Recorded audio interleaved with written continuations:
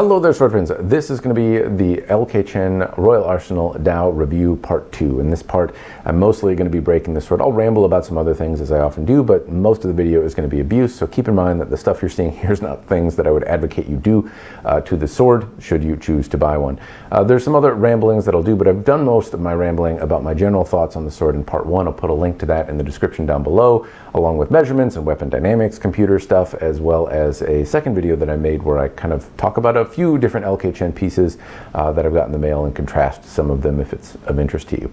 Also, if you didn't see the disclaimers in part 1, no, I got these as review samples from LK Chen. I'm not a particularly competent martial artist and I don't study Chinese martial arts, so all of my opinions and all that kind of stuff are based on a sword enthusiast, but not one with any real tangible or practical knowledge about how to operate these specific swords other than they are sharp and pointy and I have some familiarity with those types of objects. Anyway, that's all the disclaimers, so if you think that makes me biased, I suppose you know at the beginning of the video. What I want to start on right now, though, is I have two samples here. This is a bit of an update from part 1. LK Chen sent me a revised version based on some of the feedback that I'm sure they heard from a number of people, and I personally have to point out that I think that's really, really cool. It's the first time in kind of sword reviewing that I've had anyone send me a sample and then send me a revised version of that sample before I even finish with the review. So there are some meaningful changes here, but I'm just gonna, I guess, go over them. So first, if I start at the base area, supposedly there is a slightly different type of material used to oxidize this little ring pommel area. So I don't know what it is. I didn't have any problem with the oxidation coming off or the black paint or whatever they've used, but I did hear some other YouTube review folks say that the paint or whatever is used on this one, the original one, which you can see is in a slight state of disarray, came off, and I just frankly haven't had that problem. But supposedly it's different. It hits the light a little differently, but meaningfully I don't know that it's a whole lot different. It's just slightly different looking, if you're able to tell. The thread on the slats is also a little bit bigger, or the cord or whatever it's wrapped with, and the change here is slightly meaningful. This grip, you might be able to see, it just looks marginally bigger, and that's honestly how it feels in the hand, but that slight difference certainly makes my sausage fingers grip it a little bit differently, and it feels more connected to my hand. I can't say I'm still a fan of the ring pommel, I'm not, and these little ledges on the slats here are still kind of sharp. They could be rounded a little bit. I haven't seen this addressed, but still, the grip being marginally bigger, it does feel better in my hand. It's a great change as far as I'm concerned. Other little things, it looks like the brass fittings on here are all the same and that they are not secured. I can kind of wiggle this one around ever so slightly with pressure. And the scabbards, I don't really see anything particularly meaningful in terms of change. Maybe they used a different type of adhesive to secure the fittings, but I didn't have the fittings fall off on this particular scabbard. I did on a different LK Chen sword. These seem to be more secure, and I haven't had them loosen or cracking. But I'm not using them in an obi, and I'm not really putting them through the paces. If you have any feedback on if your fittings came loose from the scabbard, please let me know in the comments down below. All right, so if I move on to some differences that I've noted in the blade, characteristically they seem very similar. They have a fuller or a hollow ground section that runs the length of the blade. They have a slight recurve. The blade shape is simple, but it actually has some depth and interest to it that you don't necessarily expect from its relatively simple exterior. And this one, the original one, which is now mostly shorter because it's broken, it still had distal taper and some relatively interesting shape, but now you can see the second one. So it's worth pointing out that they start, the original was a little bit thicker at the base and the distal taper was not as significant. So the newer version is slightly thinner at the base and it has a more pronounced distal taper and thins out more and more towards the tip.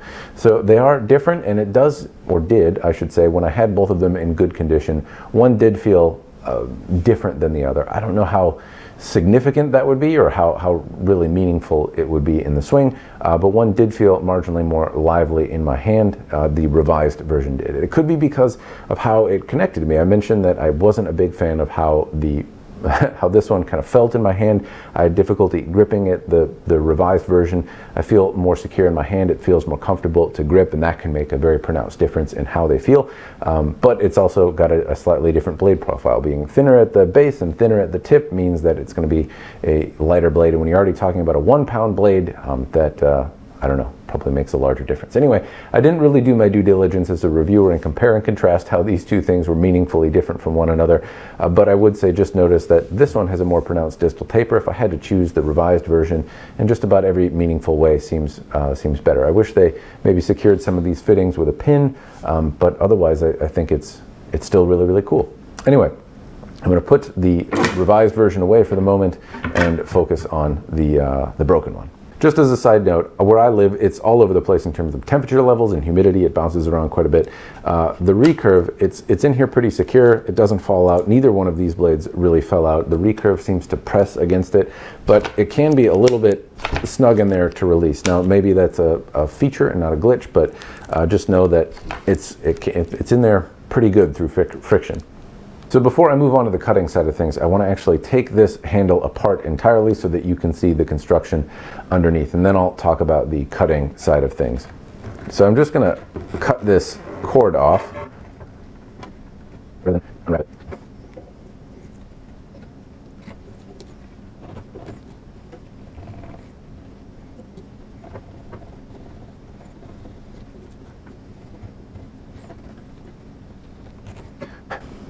All right, so you've seen me cut the cord off. I should note that it really started coming undone after this little metal piece came loose and flung off. I did find it later after kind of reviewing the footage to figure out where it went, and it had bounced off, and fortunately I think bounced back to me. So this is not lost to time. I actually found the little brass fitting, but after that came off is when I started to notice the cord untying. It didn't all unwind at once though. It was dangling and you know, kind of hanging around, but it didn't all come unwound at once. Whatever method they're using to tie these things seems to keep it secure in the process of of falling apart. So it still remained quasi-functional, holding the slats on or keeping it marginally more structurally together than it would be if it wasn't there, though it did start coming unwound through the destruction testing portion of it, you know, after I certainly got into it a bit.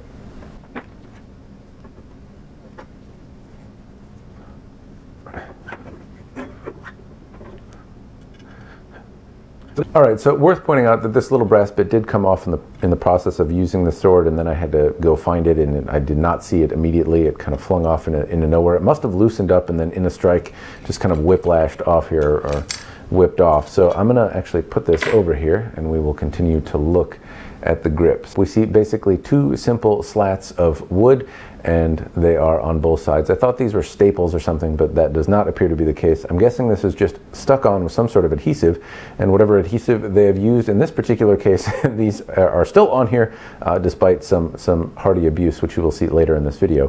There are some tool markings on the tang section here, but that's not necessarily a bad thing because you're not supposed to see this ever. You're not likely to anyway. Also note that the tang is thinner on the front and thicker on the back, and then we'll get a good look at this when I pull the scales off.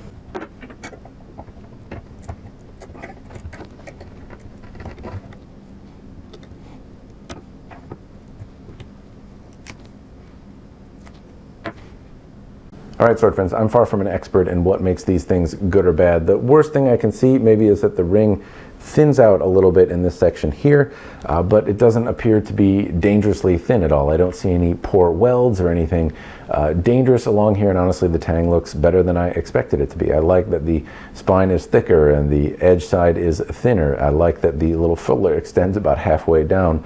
There's tool markings and things like that on the handle, but honestly you're not supposed to see it, and this is I guess a little cleaner than I expected. I was worried that there might be some bad weld or something that would be, you know, dangerous or something. But basically manufacturers, when they don't expect you to see something, it's real easy to take a shortcut.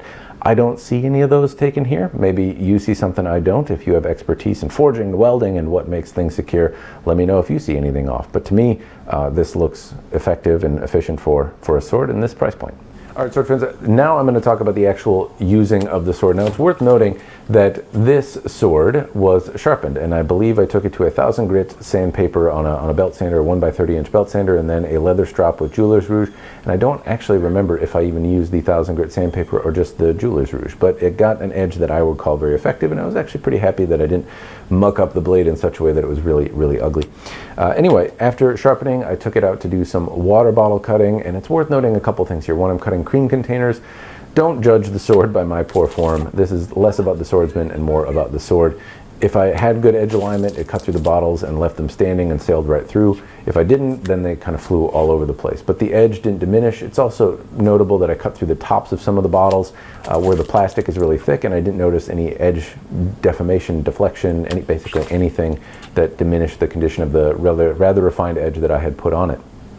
I did notice that it wasn't particularly fun, so still in cutting, it kind of, the way I hold this, basically this ring rubs into my hands in such a way that it's pretty uncomfortable. Later in the testing, I used a glove and didn't experience the same problems. Anyway, cutting the water bottles, I also cut a tatami mat. I did not successfully cut a tatami mat. I cut into it a good way, and so if I were a person cutting another person, then it would certainly be life-threatening with the type of injury that I would do with this sword. But in terms of cutting a tatami mat, I didn't make it through. That doesn't mean that it can't, though. So Swordfriend Phil, Akitoka on YouTube, has also used this sword to cut a few things, and he made it through tatami mats rather successfully without a problem, but he is a much more skilled cutter than I am. So I'm going to put a link to his video in the description down below so that you can watch it there, but obviously the sword in more capable hands can certainly go through tatami mats. Those hands just don't happen to be mine. So anyway, not a lot of luck cutting tatami, but it certainly did cut other things effectively, and once I put a cleaner edge on there, it moved through.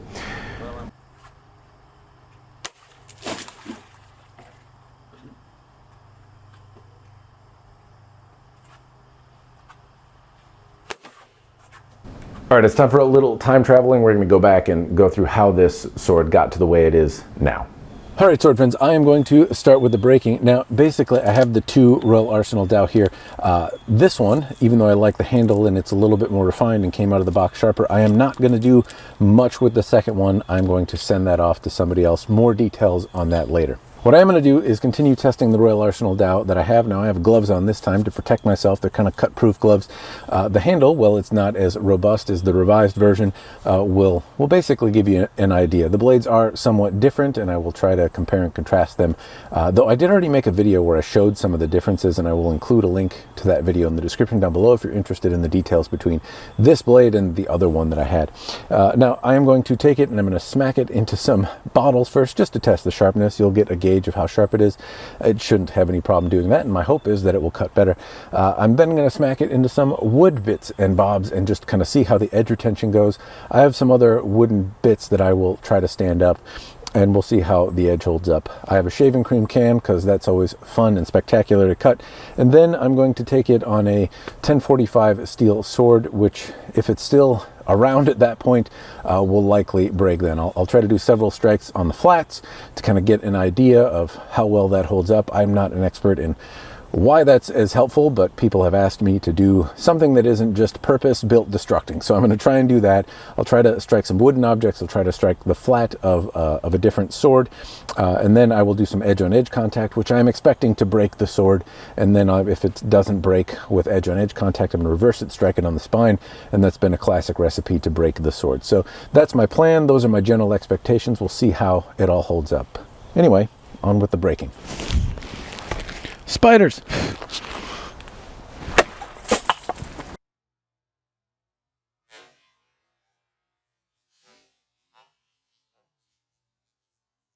All right, that's actually surprising because this one is mostly empty. And, oh God, that's old cream containers. And then this is just balanced on a board. So, yeah, usually my cutting sends things flying. I should not have, I should have cut those when I filled them. All right, well, glad we don't have smell-o-vision here. I'm going to strike on this wooden post right here. We'll see how well it holds up now. In the past, I have tried to lift these up like I'm getting a pole arm out of the way and then trying to strike them. I'm not going to do that. I'm just going to do some wood contact here.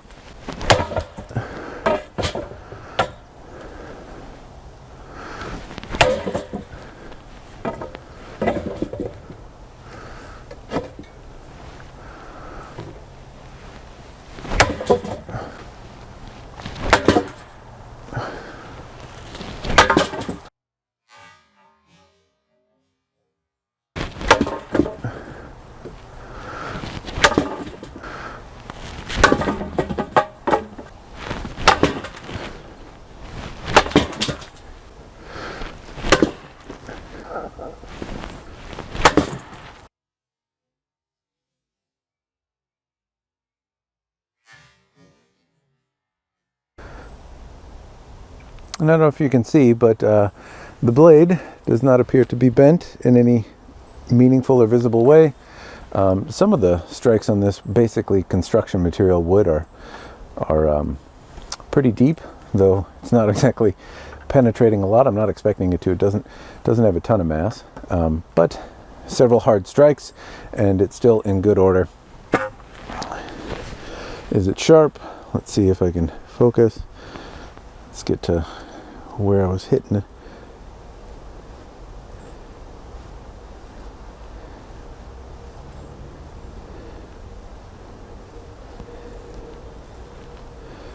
Well, it's still mostly shaving sharp. I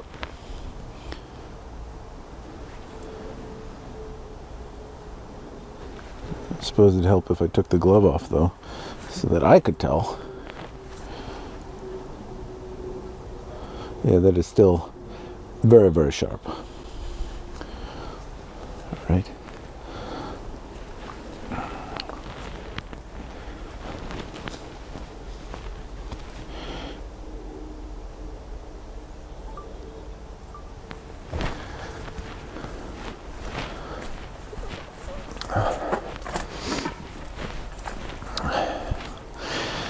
Next up, if you can hear me and it's acceptably loud,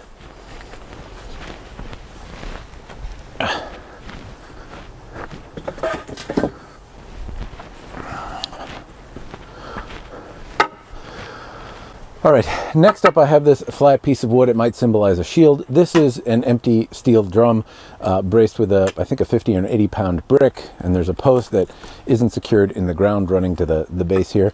I don't know how representative this is to a person, but probably not really much at all. Anyway, this might represent whacking into the flat of a shield. We'll see how well it holds up.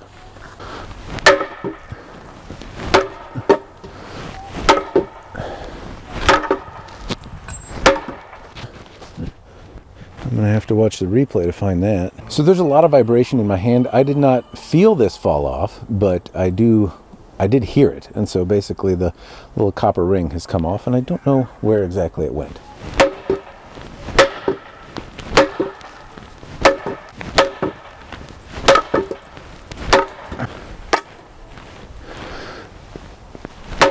All right. There's been a few strikes. Let's see where we're at.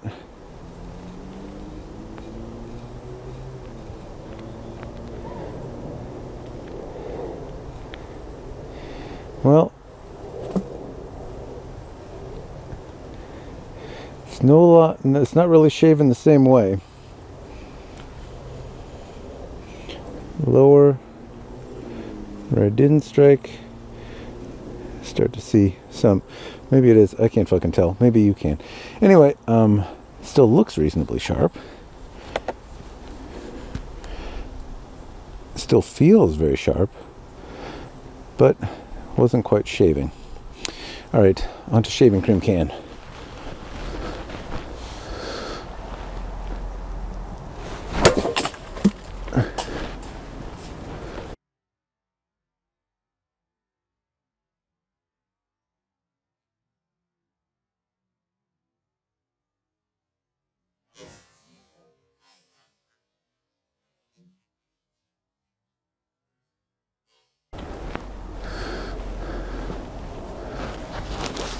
I barely got it all over myself. So I can totally feel something going on with this edge. Obviously I can see a spot right here, and if I travel up I can kind of make one out in this area as well, presumably the corners of the shaving cream can. Other than that, it feels less sharp kind of in the middle. So that's the first time I've seen really edge deformation from this can, but I did put a real razor's edge on it, though I've done that before. So I'm a little bit surprised. I'm a little surprised that it is deformed in such a way. Better get this done quick while I still have some battery. All right, so this is a 1045 steel katana that I've used for some other videos. I'm going to strike along the flats of the blade. We'll see how well this one holds up. Obviously it's broken already. I use it as a gardening tool or something now, but I'll try to strike on the flat bit here. This is supposed to be differentially hardened 1045, if that is meaningful to you at all.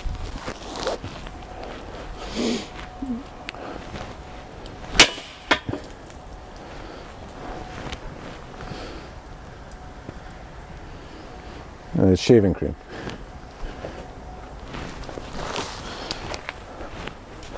All right, now it is worth prefacing here, I am expecting damage, so don't be surprised when you see it.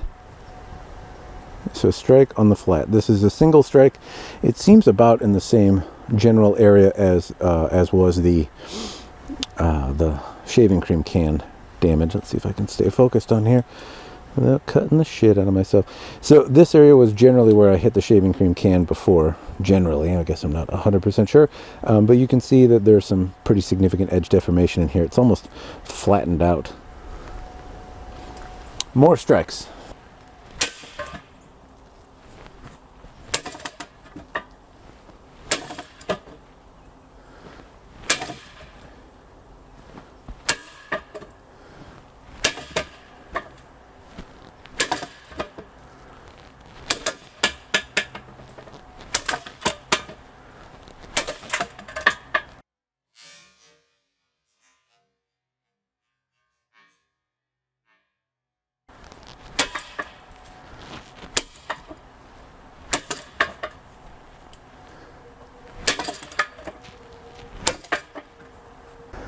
Starting to see some pretty significant edge deformation and dulling.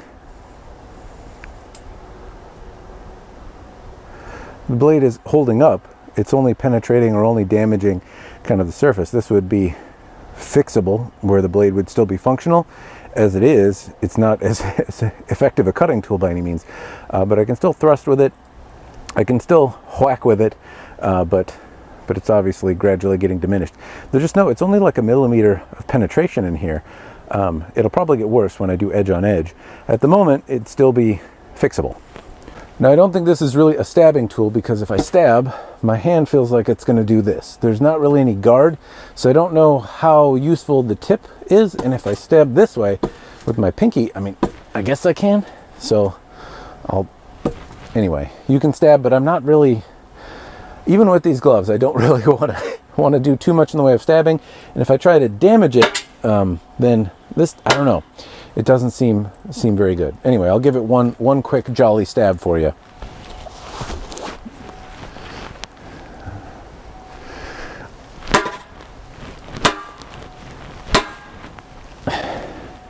Whew. Brief attempt at stabbing. You can see the tip hasn't rolled a lot, but it certainly kind of just lost the very little end of it there, rolled back. I don't really want to, though. Ramming that into the thing, even with my pinky through here, stretches my hand out. It's not comfortable. I'm guessing not intended to be used that way. All right, so far the blade, I've struck it several times, and it seems to gradually be diminishing. It's leaving some pretty good gashes in this sword as well. It's given as good as it's taken. And it still seems like I could sharpen this out. I could still use it. It dulled a little bit on this wood, not at all on the first construction plank. At least it didn't seem to. And here it's taking some pretty significant damage. It seems like the material is soft. Now, that said, it's still straight as far as I can tell. It hasn't taken any bends. I'm gonna give it a good whack on the side of this right here, just to see if it flexes and comes back to true.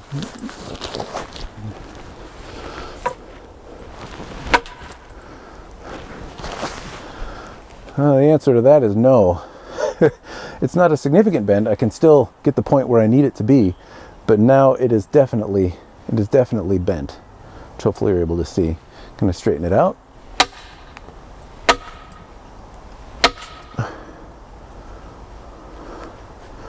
Yeah, see, Control Z right there. All right, edge on edge.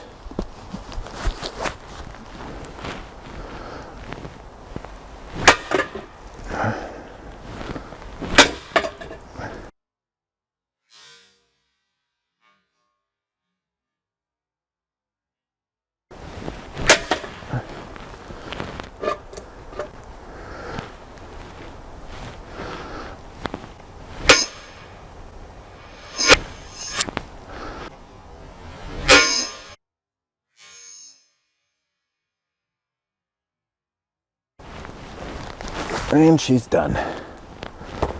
All right. zoom in so you can see the break here.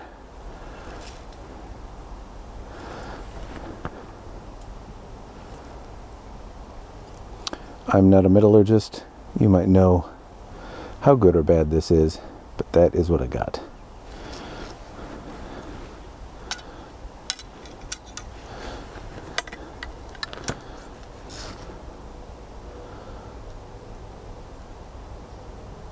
All right, sword friends, so despite the fact that it's broken, it is still a quasi-effective tool. I can still chop things with it. It's still sharp. It's still very light. I lost the tip, but it still could be a weapon. And obviously it wasn't terribly thrust-centric. At least I'm guessing it's not, given that it has very little in the way of hand protection. And I'm guessing ancient China didn't have these kind of cut-proof gloves. Anyway, using it, it was very lively, easy to move around. One thing that I think is worth noting right now is that I'm not tired. My shoulder usually kind of hurts after doing several rounds of percussive maintenance on a sword, and right now I feel pretty lively. Obviously I haven't cut a lot with it, but I have moved it around, and normally I would feel more fatigued than I do right now. It's very light, very easy to move around, but also a little bit on the delicate side in comparison to some of the other more robust swords that I've tested in my time. Anyway, I'm going to wrap up here and I'll give you more thoughts. All right, sword friends, we are back at the present day, and I'm going to give you my final thoughts. Just kidding, I'm not going to do that. My final thoughts, though, are generally positive and pretty akin to what they were in part one. So if you wanted to stop watching now, I guess you could, though if you've made it this far in the video, chances are you enjoy my musings and ramblings for whatever reason. Anyway, as I recap my experience, I do want to note that in cutting the water bottles and things like that, I'm kind of surprised I didn't notice any edge issues or any dulling, or that the edge didn't diminish in any way. And that's because when I cut that log, or not the log, but the board braced up against my dodgy attempt at a shield, or hitting the flat of a shield, I noticed that the edge started to dull a little bit there, and I haven't had that happen on a lot of swords. I did put a fine edge on this, but I just generally don't notice that the swords dull significantly in doing that particular kind of test. So it makes me think that things are soft, but if they were soft, maybe they would have dulled on the plastic. I'm not exactly sure.